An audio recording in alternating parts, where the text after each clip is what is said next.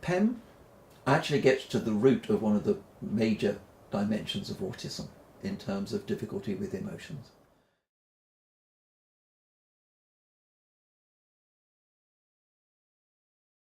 Over the years, I've been involved with autism for 40 years.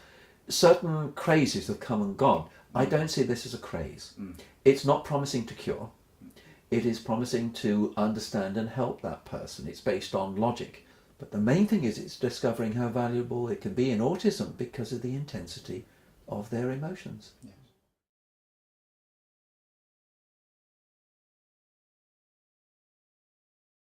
I thoroughly enjoyed that workshop. I had no idea what it was going to be. I had a bit of a promise. And I thought, okay, how's it going to go? And that was a room with a number of people with autism of varying levels of ability, and including some of their support workers and family. And I thought, okay, I'm not going to watch, I'm actually going to participate. And that was a bit sort of daunting because you guys know exactly what you're doing. I had no idea what you were going to do. What you created was an atmosphere that it's okay to express emotions. And nobody's going to judge you, nobody's going to tell you off. These are emotions and we'll go through them and this will help you understand and express them and so on. So there was an atmosphere of encouragement rather than judgment. So I actually felt it from the inside and I was absolutely fascinated. Part of that was watching the effect on those with autism in the room as the day progressed. And I thought that was amazing.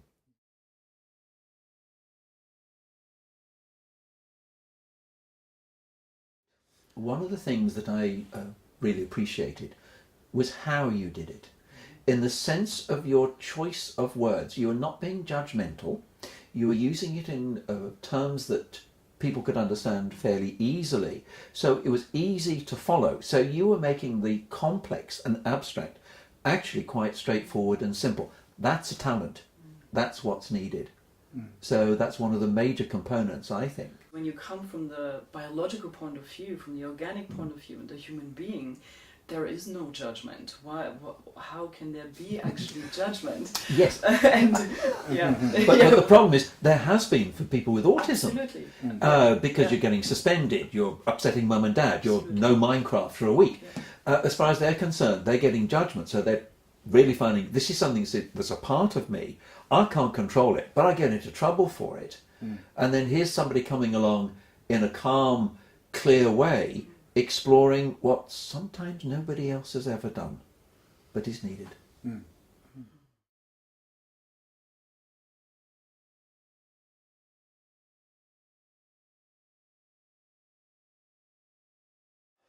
People who have autism have many challenges, and I think the greatest is managing emotions. And so this was really going to the core of autism.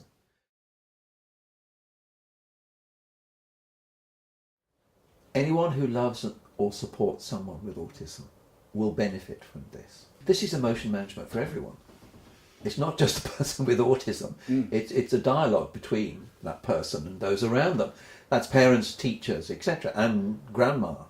And if they can use the techniques and the strategies, then it's mutually beneficial. So all those who are involved with the person need to know it's not one person will solve this for you. It needs to be applied consistently and understood. It means that it's got to be woven into that person's daily life in many ways.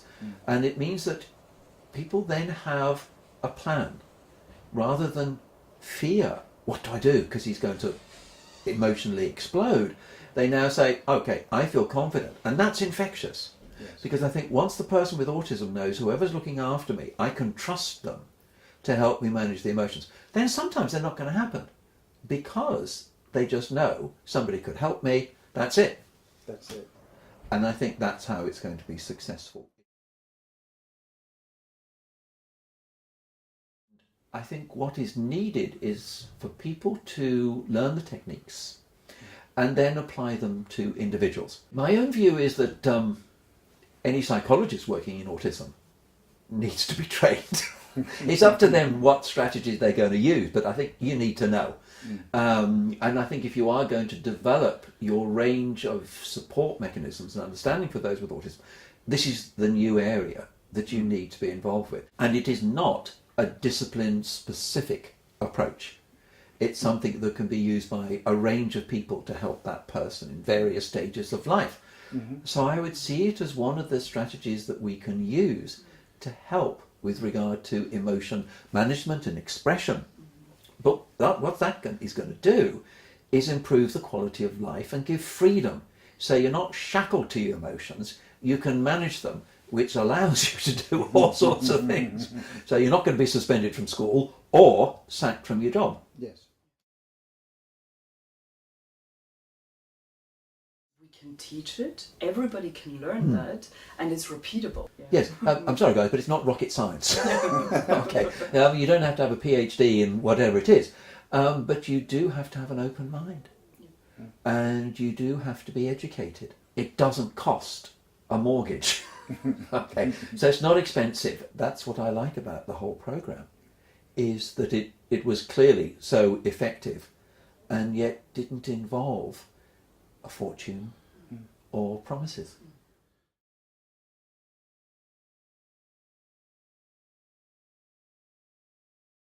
A few weeks ago, I had the opportunity to meet Aaron Wahl, who has autism and had a tough life, and then came across PEM, and it's transformed him.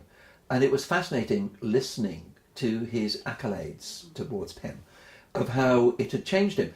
But he was actually a conventional person with autism, going through all his challenges. He wasn't that unusual. However, the transformation, because I could imagine what he was like a few years ago, to the person I saw was quite remarkable.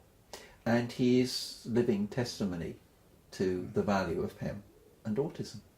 And I can understand why he wants to take it to as many people as possible, because his view, it helped me, it will help others, and I say he's absolutely right. But I am very keen, and I'm seriously very keen on PEM. I seriously am, because I think that this will bring into autism something that's going to change lives. I think it will also potentially save lives. Because we've talked about anger, and we've talked about anxiety, but there's also depression, and that's where I think it will save lives.